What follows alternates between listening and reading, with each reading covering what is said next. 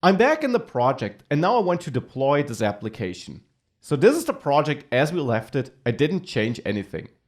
Now the first thing is the base path.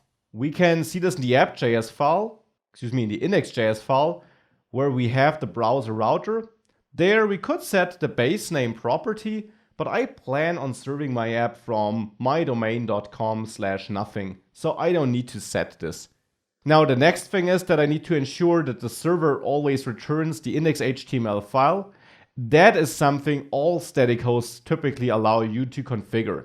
And if you're not using a static host, but you are using your Node.js server, you just need to write code. You need to set up a catch-all route and return index.html.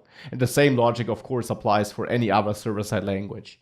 So for us here, the next step is to build the project. And this is run with the npm command. npm run build. This will now build our project, similar to npm start, but now it will also spit out a folder and not just store the result in memory. And that folder will contain our optimized production build. So there we get this new build folder now in the project folder.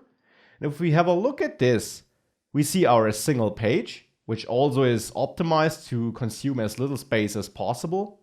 You see that some script imports were added there, like to this main.js file.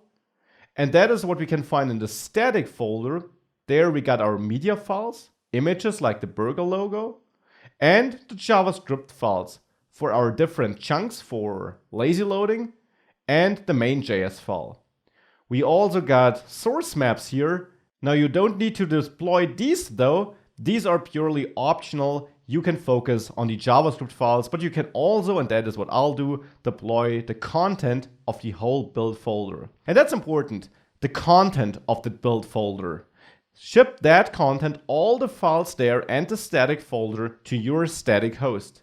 So now let's deploy this. We'll do this in the next lecture.